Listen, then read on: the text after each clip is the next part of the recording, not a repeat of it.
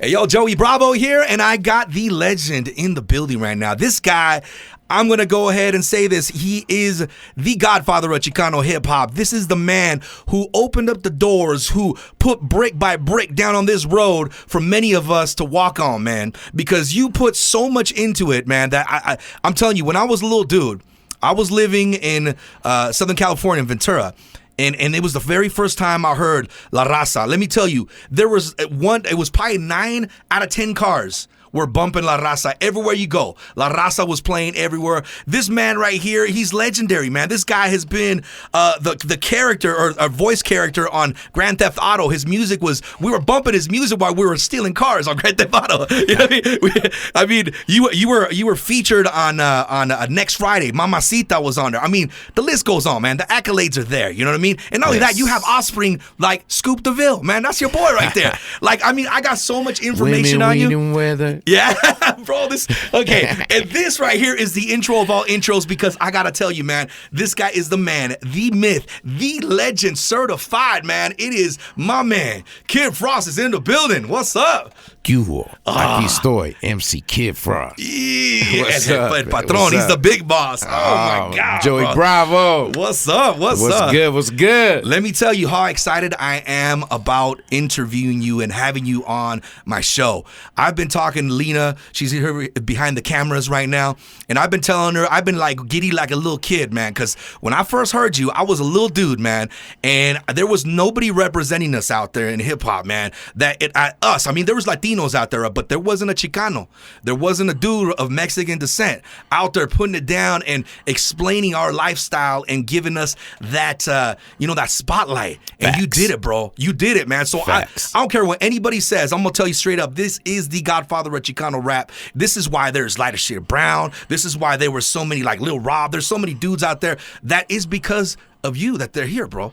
Man. Straight up. To even say that as we started, something, I really feel that we did open the doors for a movement and a brown wave of artists to be heard, a platform that is getting stretched all the way from the GT Garzas now to the Cap G's to, I think, that wave of us, and I say us, being, Lewis and Clark, which I call me and Mallow. Yeah, I mean, bro, I love Milo Mayonnaise. You know what I mean? I met him a few years back. I chopped it up with him. I interviewed him as well. So to me, I'm going to tell you like this. I see this as the holy trifecta because I remember one of my favorite jams of yours was on the Latin Alliance album.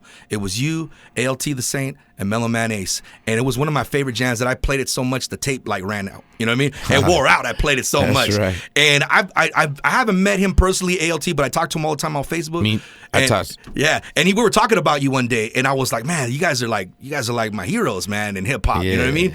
And so meeting you now is just surreal, bro. This is crazy. Oh, I appreciate that. You know what I mean? I'm humble too. I'm very humble to have the run that I have right now. I'm blessed. You know what I mean? For, like you say, accolades. There's a lot of accolades that, like that we had. People don't understand that in 1990, I won Billboard Award for Best New Latin Artist. Yeah, I remember. After that, they never gave that award to another rapper. It went to the Gloria Estefans, the John Cicadas, you know what I mean? And the Ricky Martins. It went to a whole nother level for that brief moment of a window we captured, it was just a movement. And I think that's the kind of a reason why there's like Cypress Hill. Cypress Hill followed you guys shortly because Sendog is Mello's brother. During the time of that, you guys knew each other. Yeah, B-Real used to come to my house every morning at 9 when we were still in the mix of getting all the stuff with Virgin Records and everything put together. B would come and pick me up in his caddy, and we would, air it out, real quick. And look at B now from that whole thing of what he built from Dr. Green Thumb to just a multi-million dollar empire. Look, we're looking at his business partners like Burner and them on Forbes now. Something we would have never thought we would see of somebody who, you know what I mean, but took something from just their imagination and then captured the imagination of everybody. You know what I mean? Yeah. Cookie Monster from Sesame Street could have had cookies, you know what I mean? And it would have, you know what I mean? It would have been a global movement with somebody just took just one word and one spark of that imagination and somebody to get it and plaster it on everything that he saw, from backpacks to T-shirts to hoodies and built a multi-million-dollar empire. So if you have visions and aspirations out there, anybody that's listening to this, that people are telling you that you can't do something or you can't achieve something, get away from that person immediately. The first thing you got to do is cut the strings of that person. Leave them alone, because if they're never, ever going to let you become what you want to become. And it's sad that some of the people listening to this, it might be someone that loves you, but it's like two magnets. You know, when you put the magnets together, sometimes they slap together, they lock, but when you turn it around, it repels itself and pushes itself away. So if you have dreams, man, follow them and stay with them, because I'm living proof. I mean, right here that, you know, you can do it. I'm still killing it, bro. We're still in the game. After doing all of this, you know, and I remember seeing you for the very first time. This is I was like a young dude, man. I was like 1995, I think, I want to say, but it was in San Diego. It was a car show. It was you and rest in peace, Slow Pain. I think he was backing you up. Slow Peasy. Yeah, and you guys were you guys were rapping. One of my favorite jams. It was from the Smile Now, Die Later album. It was La Familia, which is one of my jams. Yeah. And I remember y'all performing this jam, and you know, we're down in San Diego, right? And you guys are from LA and stuff. And I remember you guys were like, I'm from the Barrio, East Los Aslan. And I remember they're like, oh, you know, I was like, but it ain't where you're from, it's where you at. And then everybody calms down. Yeah, everybody calmed down. But it was so cool, because I remember seeing you do that, and I thought, man, that's crowd control right there, because you know how the homies we get, man. Sometimes we're so very territorial. So it's when these guys were ready, like in arms, you calmed them down so tastefully, so easily. And then I was like, that's my control, bro. That's the definition of an MC. A lot of people don't understand what an MC is. It's obviously a master of ceremonies, but the thing is that you have that. I've seen you a few times, you know, and honestly, like I introduced you one time at the Latin Lockdown tour here in Boise, and I just saw you kind of walking to, and I was like, oh dang, that's Kid Frost, you know. And I didn't say nothing because I was a little timid, but I mean at the same time, it's like I've been around you many times. It was just kind of like 6 degrees of separation type of thing, right? But every time I see you, bro, there's an aura about you, man. There's something about you that to me is a driving force, right? And so when you get on the stage like that and you have this control, man, you have a way of being able to bring people up, bring them down, whatever. And I like how you choose like your style of music that I've always loved. No matter every record, it's always like I'm on some like, man, I'm gonna ride and I'm just gonna cruise. I'm gonna maybe, you know, light up a little something, whatever, you know. But it's on that good tip, man. You know what I mean? I love that, bro. And when I heard, I was telling you that I heard La Raza and I love La Raza, and I remember there was a follow-up single, and I remember turning it up and I was tripping out because I was like, am I on the right station?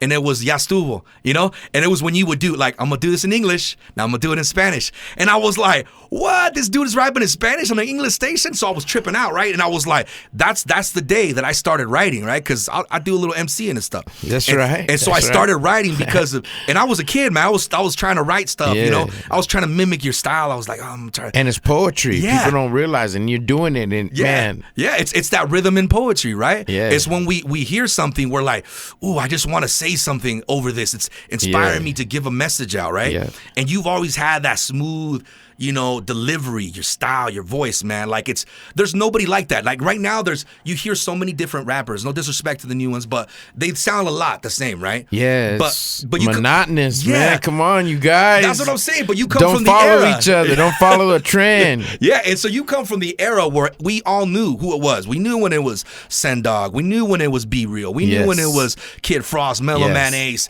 you know, Wu-Tang. We knew. The first couple bars are like, we know who that is. And people got in line at Tower Records at midnight to wait for the release to open up the door at 11 the next day to get the new Cypress Hill. You know what I mean? Love that feeling. Like, it makes me sad for the youth that they don't have that. Remember, and you grabbed it and you opened up the CD, and even though you didn't know the producers or any, but you're reading every word because you like, it's like it was just intriguing to you to see, like, wow, this is really unfolding. It was like, and like you said, a solid pillars and bricks of the solid foundation of West Coast hip hop wouldn't be here. I mean, my first record, I want to go back and say one thing about the crowds and being able to see and work as an MC, because we were talking about that, I think, yesterday with Shorty and them, about that same thing about the rappers now, and they're rapping over their lyric vocals, tracks, their vocals. That's weird and to me. That's weird. I don't see that being an MC, because I came from that etiquette of KRS-One, and you know, we had to rock the crowd, right? Big Daddy Kane, and you know what I mean. Back then in the backyard parties in East, you got thrown off, you know what I mean? And we're rolling around with big Samoans that wouldn't, you know, tribe. Yeah, this is man. so brave. That was my jam, dude, back in the day. You know. Yeah. But I'm gonna say this, man. Our raza, we are proud Aztecs. We have that Aztec blood and that pride in us that's can just turn our blood and boil it instant. You know what I mean? And all of us have that in us. You gotta humble yourself, man. It's really, after my open heart surgery and triple bypass and everything that I went through, every day on this side of the dirt is an absolute blessing. Yeah. I don't even cuss or anything on the new album. I did all that. I don't want to get into issues. A lot of people, you know, that they want to get us on different podcasts and talk about issues of what the young kids are doing. I don't know what the young kids are doing. I couldn't tell you their names. Well, we want to bring the light, you know? It's about bringing light, right, to the situation. And the thing is that what you're saying, it just speaks perfectly to me, because I want to inspire people, right? Yeah. And like how we say, you know, like you inspired me to do what I do, right? You inspired me. I'm like the first a Mexicano, Hispanic dude on radio here in this area that was in an English station, you know what I mean? Yeah. And so I did a lot of stuff on the first, but it was because of guys like you that made me believe that no matter what anybody would say, man, I'm gonna make it happen, you know? And perseverance. and I would do Keep it. Pushing. Man, I would get phone calls from racist people going like, what are you doing? You know, talking smack, and I was like, what's up? I'm right here. Let's go. You know?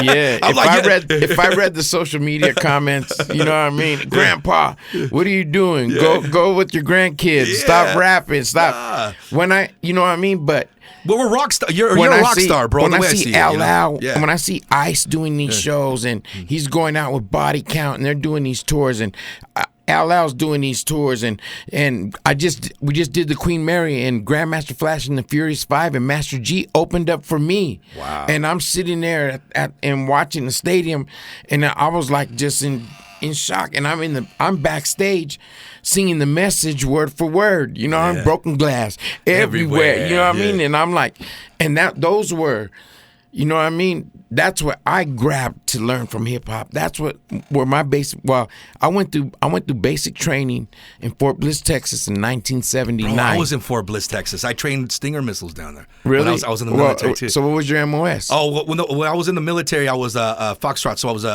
I was a supply and fuel tanker is what I would do. Well, what you're saying with missiles, my MOS was a 16 Delta. I was a hot crewman loader launcher. Oh, what? So I did. See, I didn't know that, man. I was 17 and a half. Yeah. And I went to ROTC because I lived on military bases with my parents, you know what I mean, for a lot of my life. Until I was 16, till my dad retired. I had lived in Panama, Guam, Costa Rica, Ecuador. My dad was a jungle training expert, Fort Sherman, based out of Fort Sherman, Panama Canal Zone. So I lived in Panama for 5 years as a kid. You know, I'm playing baseball and all-star baseball and stuff like that. My dreams was to be a baseball player. I mean, and I played very well. I played pitching, and Mallow's dream was to be a baseball player. Yeah. So when we first went on our tour, we bought brand new $100 baseball gloves, and we would get off Roger. We had Roger Troutman, rest in peace. I love tour Roger buses because he Yeah. had Troutman buses, and we were on one of his buses with Julio and them with the drum machines in the back. I wrote pretty much East Side Story in the back of that bus. I love that jam, going too. from here to Homestead, Florida. So. Yeah, man, shout out. That's so dope, man. Roger Troutman, as a matter of fact, that show that I was telling you about in San Diego, you guys were together. So yes. Roger was the main guy. And I was blessed to do 3 songs with him. Yeah. You know what I mean? I did the last song. Oh, the Diamonds and Pearls is my jam, that's the bro. last song with Roger. Wow. That's the last song he did, man, before he went. And then he went back, and it was so dope because he would poke at me, and then he did Donald Duck Yeah. impersonation. So he would come in, crazy talk. Kid Ross, you ready? And then you would pick up the guitar and then start playing like Jose Feliciano, Light My Fire. Dun, dun, dun, dun. He was a hell of a performer. Man, rest in peace, Roger Troutman, man. For real. I know in the catacombs in heaven and those era, I know, man, just even us like to see if their spirits are up there, just the music, I mean, that is getting made right now from our heroes of that time of let's go back and do it as a time scale and say like if the 1990s was the 50s and so imagine the 50s, the 60s, the 70s, the 80s. Now look at the 90s, the 2000s. Yeah. It's the same thing. Yeah. And for us to be doing what we're doing still, for our people and our raza, our gente, to still be supporting, you know what I mean? It's a beautiful. It is, bro. It is, you know what I mean? One of my homies, he just did some work with you, and you, Ilza Kiel. He's one of my homies, It's man. my homie. Yeah, and actually We just finished shooting the video. I saw the pictures, man. So he was the second time he got on stage. Tyler was asking me who's that in Spanish on the second verse. That's who he's talking about. His ills. Yeah. He goes, I think he was learning the voices, so he's hearing different voices. So he's like, "Is that your voice?" And I'm like, "No, that's Ills the Kill. That's Ills is he's so solid, he's bro. a beast, he's bro. a good dude. He is, man. He is. He's solid through and through. Family man, you know what I mean? Yeah. And that's the thing of us right now is that ever since my open heart surgery, you know, I went through this 9.5-hour surgery. They took my heart out of my chest and put it on a table, and repaired 3 valves. One of them from right here, you can see it, and then I got the full zipper. Oh man! So look, you know what I mean? Yeah. They sawed my ribs, cracked my rib plate open. For me to even be doing what I'm doing and getting on these stages and doing it, it's because of the deal that I made with the Lord. So I'm trying to use my platform in a better light. And I slip and fall, and it's not doing bad things, the streets and the dirt. It's just my discussions and talks with the Lord, those 12 hours preceding into me going into open heart surgery, when I really felt the true omnipresent presence of the Lord. Yeah. And once you really feel that vibe and vibration, and I don't know what was maybe put in my heart, or people with, you know, bad wishes, maldición, you know, envidias, being jealous or whatever, you know, it all, when they sawed it open and put it out, I don't know what came out, but as soon as they brought me out of it and brought me out, my demeanor of everything that I started doing changed. And the first song that we started working on was Never Lose Hope, and it was a song, and I went to Sal Rodriguez, which is the drummer from War, and I said, "Sal, man, I want you to play drums." And he pulls me aside right away and he says, "Frost, I already had told the Lord, if you give me this platform with this new album, I'm not going to abuse it. I'm going to use it for the right cause." And Sal tells me, he pulls me aside, and he's straight Christian, you know what I mean? So he tells me, you know, I want to play in your project, but are you going to say the F word? And I said, Sal, man, believe it or not, this whole project, I'm not even going to cuss from song 1 to song 2. And it just started. And the first part of that, of even me breathing of it, like, you know, I don't know how much time we have to even talk. No, you're good. I'm listening to you, man. I'm over here trying to say. So the first part of sitting down with the drummer of War, which is Sal, you know, I'm just like, sometimes I'm feeling so exhausted, but I'm knowing that I got to find my opening, because he's the quarterback. For all the wrong I've ever done, wish I could take it back. If I could look into the future like an almanac, I'll probably juggle my life like a hacky sack. I made a couple meal and didn't know how to act. They say what goes around comes around. That's true facts. Take your life day by day because it's too fast. I was caught up in this place and felt it pitch black. Now my heart is full of fire like a lit match. I'm a lion in this jungle, this my habitat. Grip tight on the sword like a thundercat. I felt my heart failing like a heart attack. I prayed on a daily, I got a second chance. He gonna get me through dealing with the circumstance. And now I'm coming full throttle like an avalanche. And then I got Bo Rock on the hook from Summertime in the LBC. So I started doing these, what people started telling me, hey, pulling me aside and saying, Frost, that's a testimony what you just did. And I'm like, what? And they're like, Frost, come here. And then they sit me down and they're saying the words and breaking them down. I'm like, and then my conscience is woke up and I'm like, let's go. You know what I mean? I see it so clear. 2020 vision. Yeah.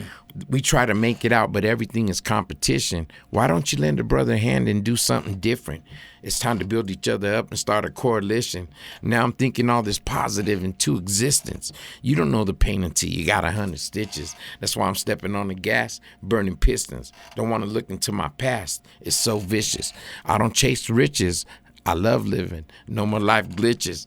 You know what I mean? It's just different, dog. It's different now. I'm loving it, man. I'm loving that. You got chills. Oh yeah, I do, man. You know what? The thing is that I've seen them. Well, meeting you, to me is a trip, man. You know what I mean? It's like I trip out on this, man, because there's so much that I've done.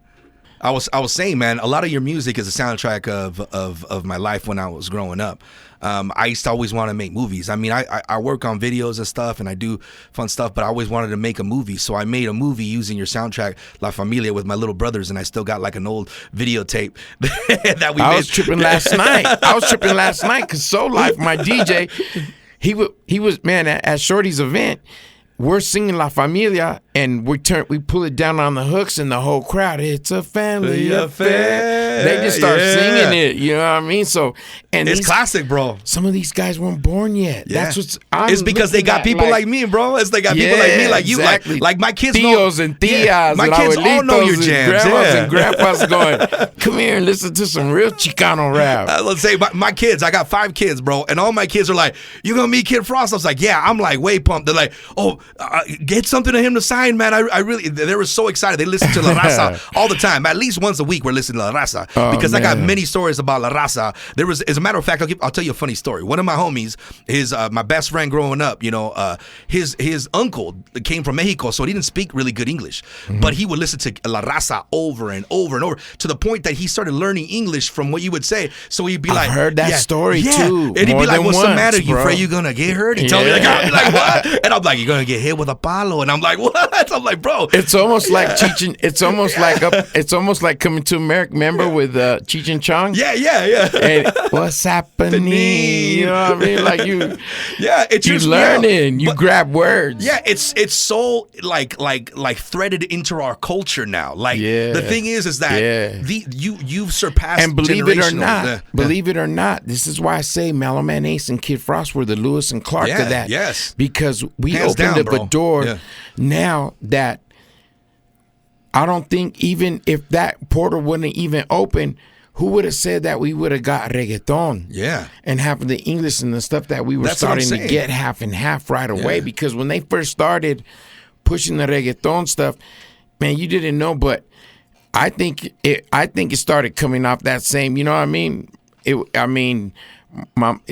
Mellow Man Ace is Mentirosa to Pitbull's Mentirosa. You know what I mean? Yeah. It's kind of like, yeah, he does the whole bilingual stuff, and it's because of you guys. Yeah, it's because of you guys and what you. The crazy part about it is that, like you said, we have this proud machismo pride.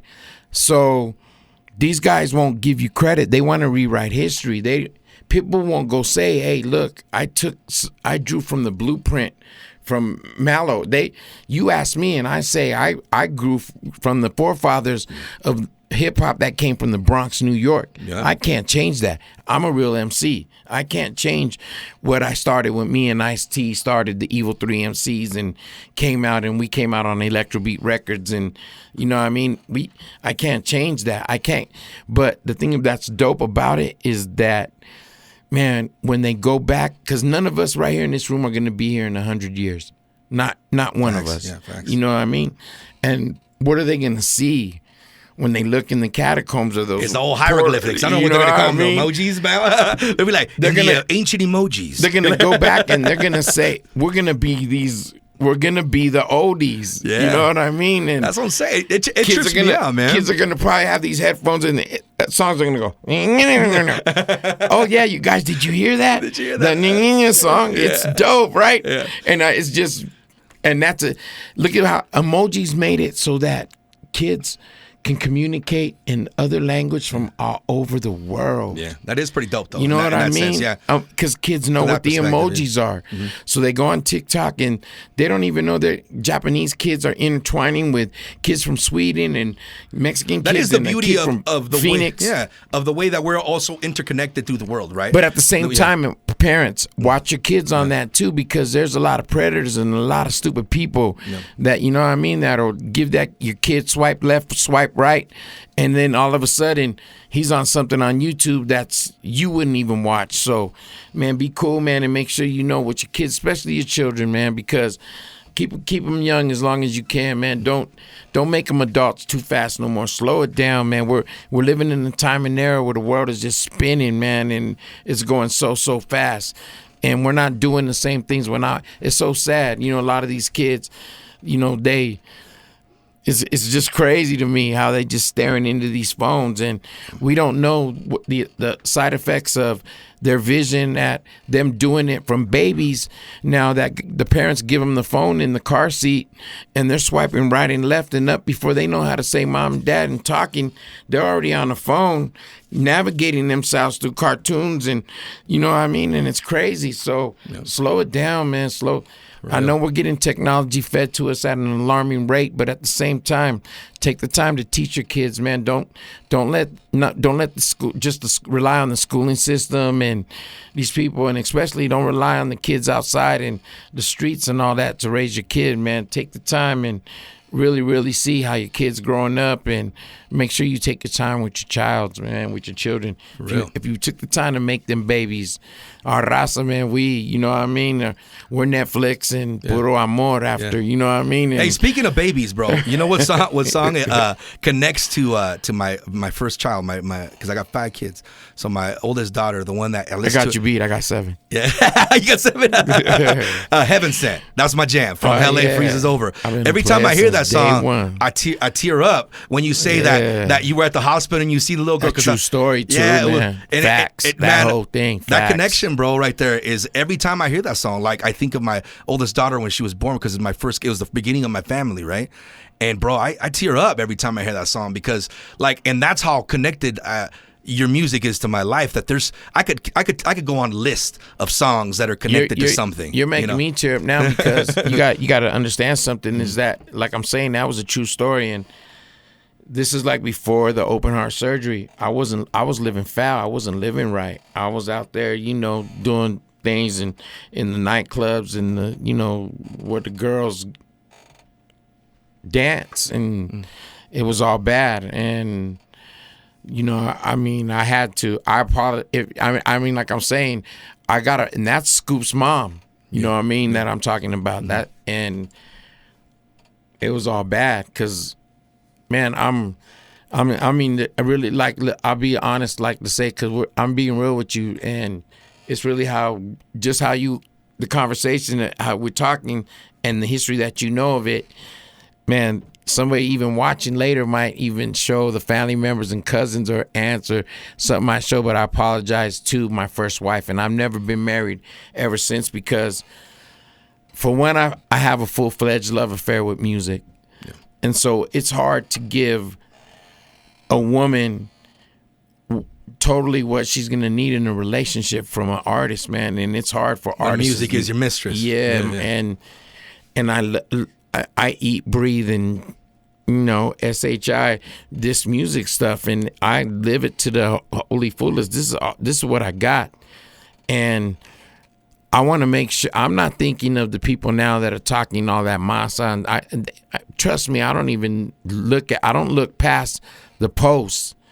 They's with me all day. They don't see the phone in my hand. You see me days, I won't even post.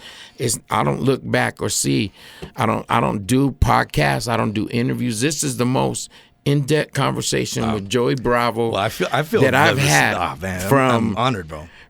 And this is real, from Rhodium Radio to Vlad to to American Cholo, to a lot, and I appreciate them doing these platforms and doing what they do, but this is why I want to do it, is because I want people that, like you say, there's not enough respect for the roots, right?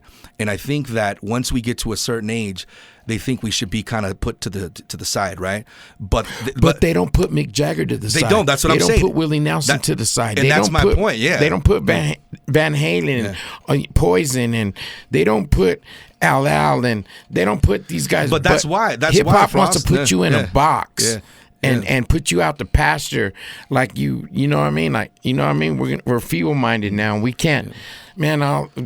But that's why we have to have these type of platforms. Like me doing this, like I want people to know this. I want people to walk away from listening to this interview and watching this, knowing that the roots were laid, that the bricks were put down by G's like you. You know what I'm saying? And people need to remember that type of stuff, because like my kids are gonna watch this interview and they're gonna be like, dang, I didn't know all that, you know. And to them, they love music as much as I do, you know. So what they want to do is they want to learn from everything. They want to take as much knowledge as they can from the earth and put it back in their way and project it in their way. So I want them to be unbiased, walk the world unbiased with sponges.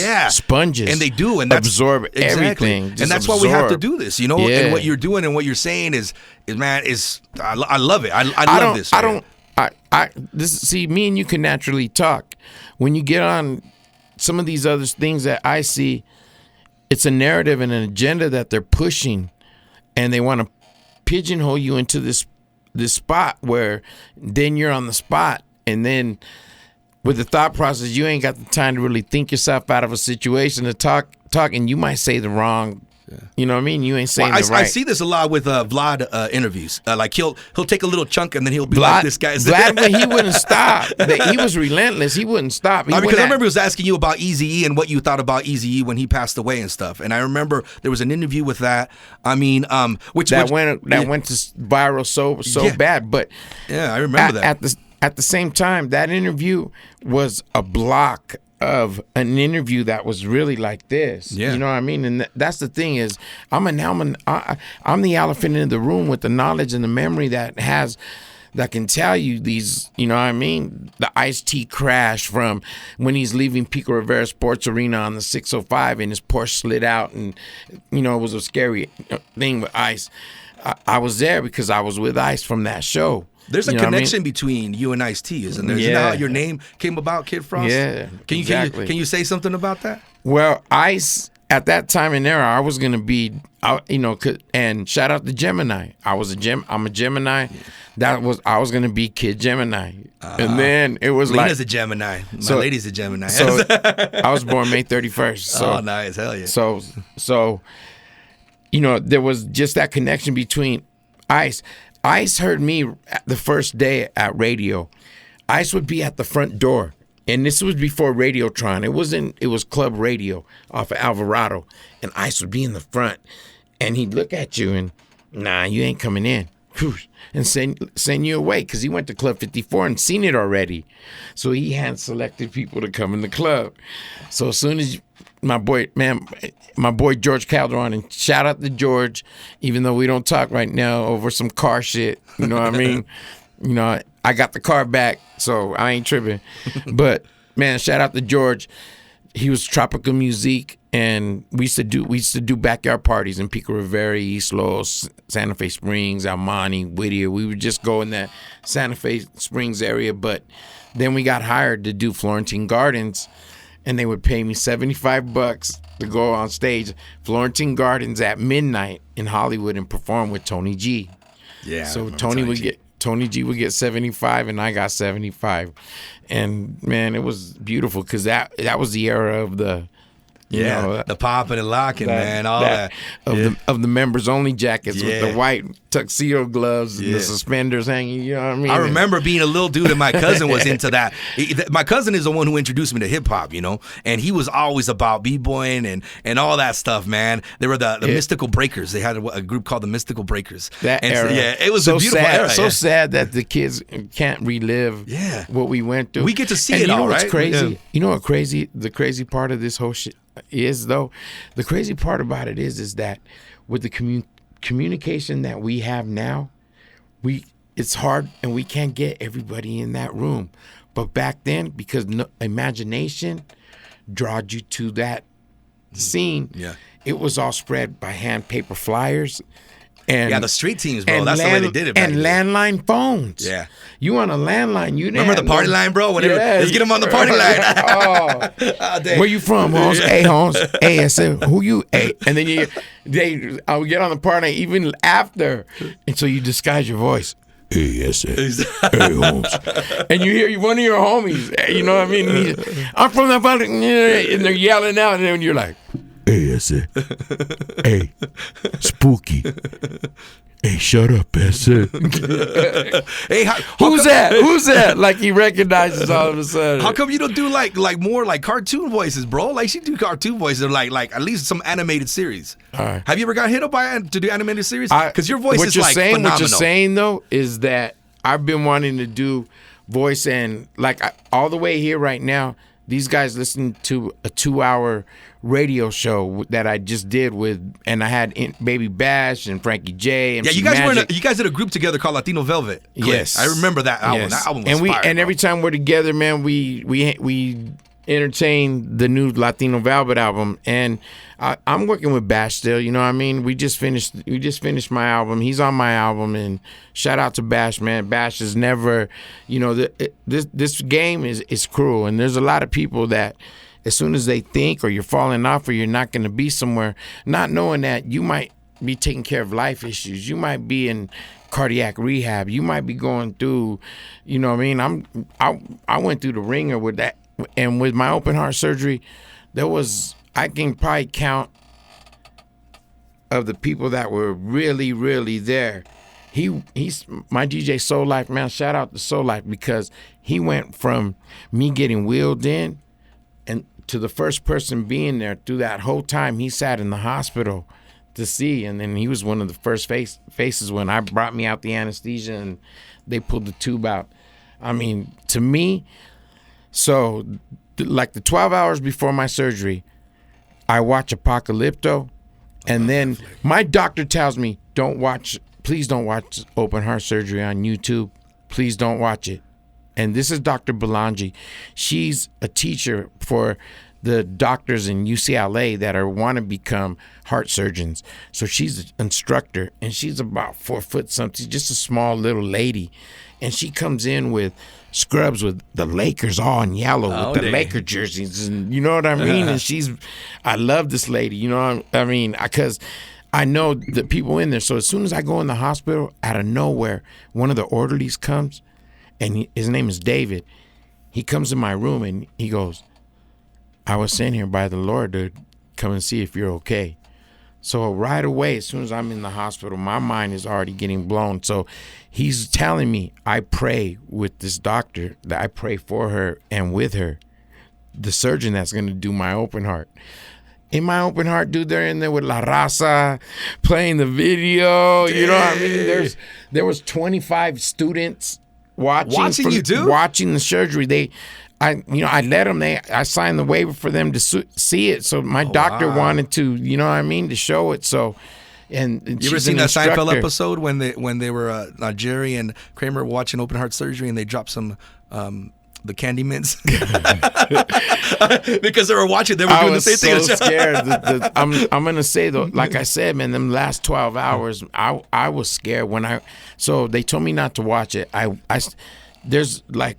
Shoot, I was already in ICU this whole time. I'm with a heart pack with a monitor on. I'm freaking out. I'm like, man.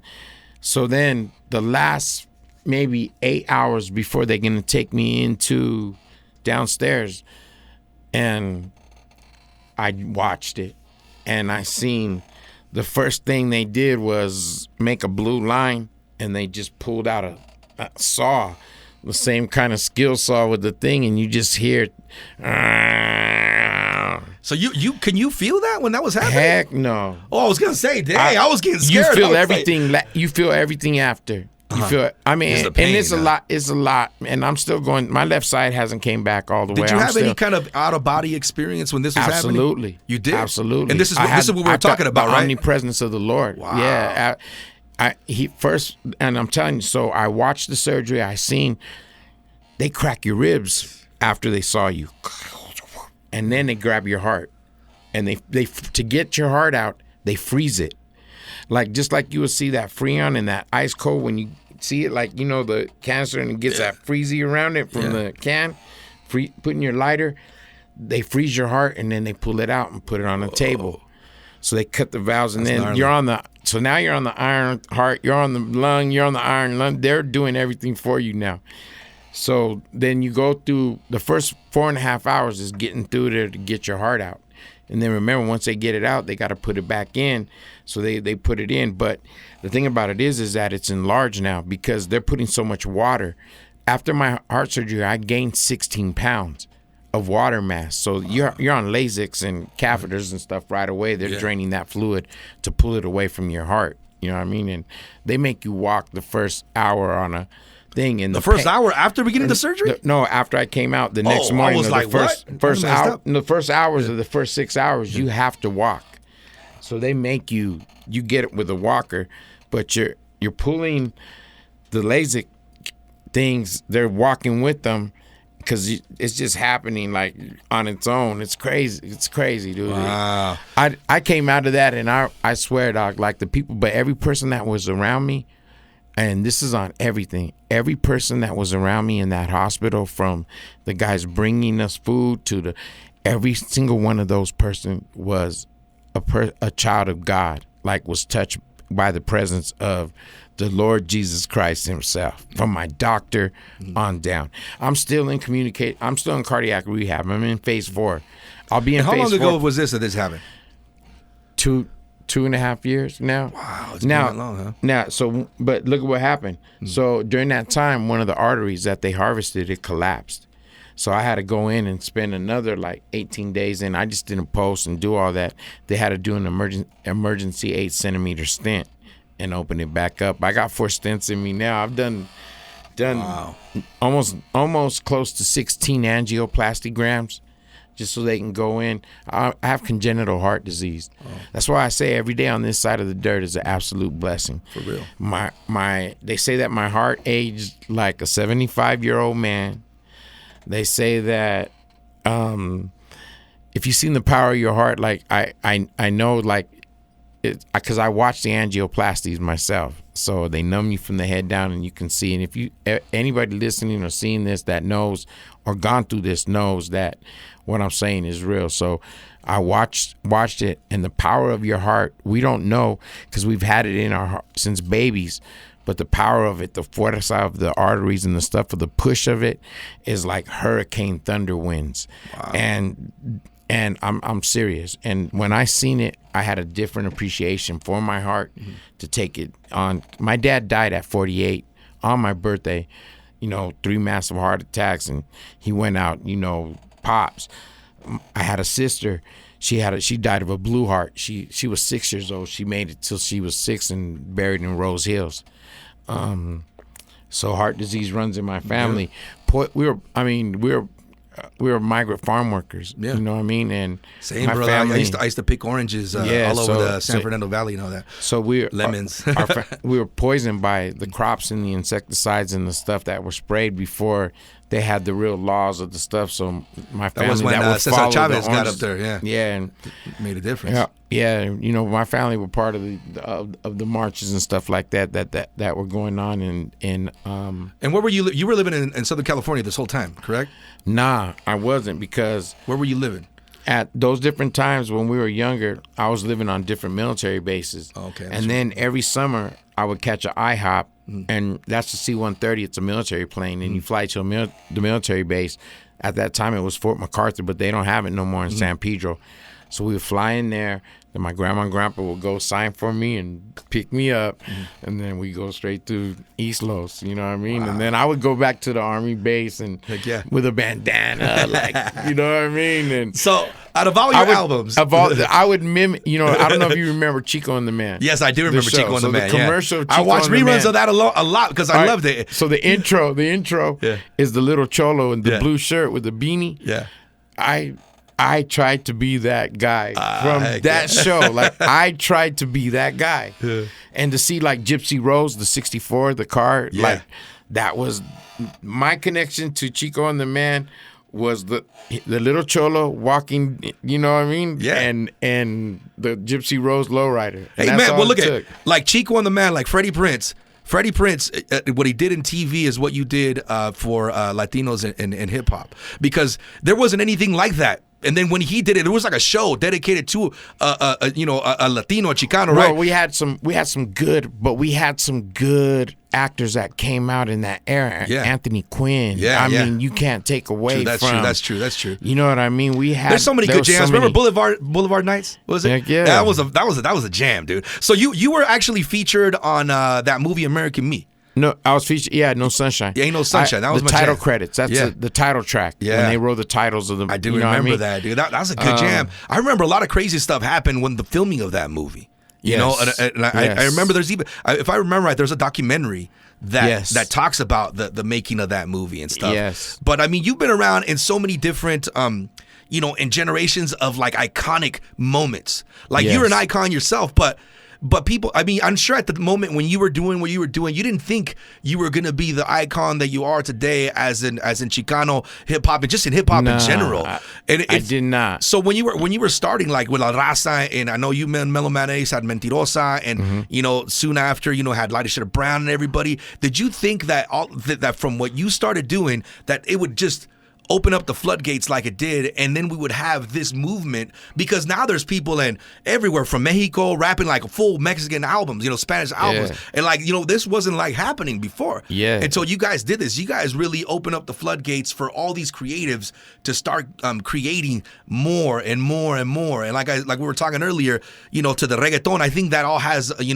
something to do with it from what you guys did. So now, and I'm blessed when you're saying that. I'm blessed to be the one that they go back to and reference. Yeah. They're like, oh, well, Kid Frost and Mallow, you know what I mean? And it's dope to in be retrospect, in that. how do you feel about that? Like from being the young man that you were to you are now, how would you just in a short amount of time, how would you tell me, how do you feel about that? Man, I feel like if you really look at it of what Bishop, from AK-47 brand, he's making me believe it now. Like, is that, man, I'm the George Washington of this Chicano rap. Yeah. You know what I mean? Those are facts, bro. That's facts right there. And there's a lot of people that want to rewrite the history of it or say this and say that, and I love it, man. I love that because it just gives us still that. And if I'm the one that you point at, oh, he's on now, he's doing that, if it makes you want to go back and make some bomb ass music for our gente, then come on, let's go, man. Do it, right? If I'm that catalyst of it, that you know what I mean, that wrench and screw of it, and you feel like the manifold of our engine it's loose now, where It's why I wanted to rap in Spanish and English, was because of you guys. It's when I heard you guys doing the thing, and I was like, I have to start writing in Spanish. And our first language, I don't know if yours was, but my first language was Spanish, and then I learned English. I don't remember which one I learned, how I learned them, but I remember just knowing them both, right? Yeah. But I'm sure I knew Spanish first because my mom and dad only spoke Spanish. Of course. But it was like knowing the rhyme, because I would always rhyme all the time, but even right now. But so the thing is that I heard you guys do what you did, and I was like, I gotta start writing in Spanish too. You know what I mean? Yeah. And so I would write in Spanish just because of what you guys did. And like I said, I didn't go that far as many as others have, but there are so many that you spawned from what you guys created. That's why to me it's an honor to have you here in the studio. What made me want to do more, like where you're saying that, is like you got so far, is that one day I was just sitting here out of the blue, and I'm looking at the 12-inch ruler. And I was just sitting there, and at first I was just banging the ruler, I'm hitting it, Then I lay it down, and I started thinking of that my accolades of what I'd done in hip hop. So I start marking Ice-T. I start marking, Terminator Rough Cut. I start marking, and I'm doing it on these eighths of an inch. And I start saying, Hispanic Causing Panic, the albums, East Side Story, Smile Now, Die Later, When LA Freezes Over, that was in This Is Now, Volume 1, Volume 2. And I'm filling up these eighth marks.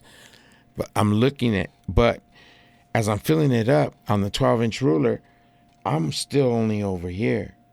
I start looking at the accolades of all these other artists, of where they've climbed in these plateaus that they've reached off of these ladders through the rigors of what we go through. People don't realize, we're rappers and all that, but we're humans. We're just like you, man. I gotta, I gotta go sit on the pot every day just like you. I gotta eat every day just like you. I gotta live, and a lot of people don't see that. They painted this facade of us and this image of us, and they put us on this place where these artists, it's sad that they have to try to keep up with that and do that. And I'm so blessed that after everything that happened to me, I don't got to do that no more. You know what I mean? So before we get on out of here, Tyler man, keeps you up all night. I'm a fan of many of your albums, man, and a lot of your music and stuff like that. And I know it's like asking you to pick which one of your kids is your favorite, but I would say which one to you means the most out of all these albums that you put out.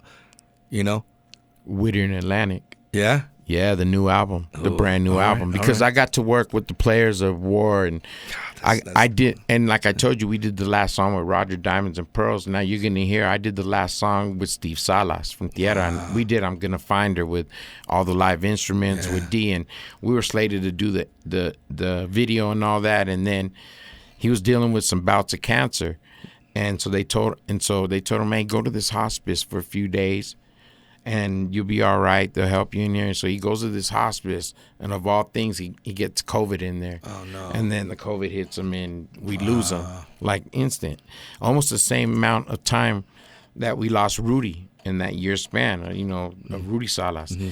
Rest in peace. And so, all I can say is the two brothers couldn't live without each other. You know what I mean? And they went, Yeah. Like, they went. So I'm excited to hear this new album. Now, before we leave, though, what do you want to say to the people, man, that just watched this video and listen to the interview? What I want to say is that in our era, in our time of 2022, you can't believe. It's a lot of shaking and smoking mirrors and things that ain't real, you know what I mean? And there's these kids that are just following these trends, and these other kids that are doing stuff out there that they shouldn't be doing. And then there's another group that is steering the kids that are in their 30s, still calling themselves little this and little that. And it's like, man, you guys need to stop all that, man. Even I dropped the kid, and and became Frost.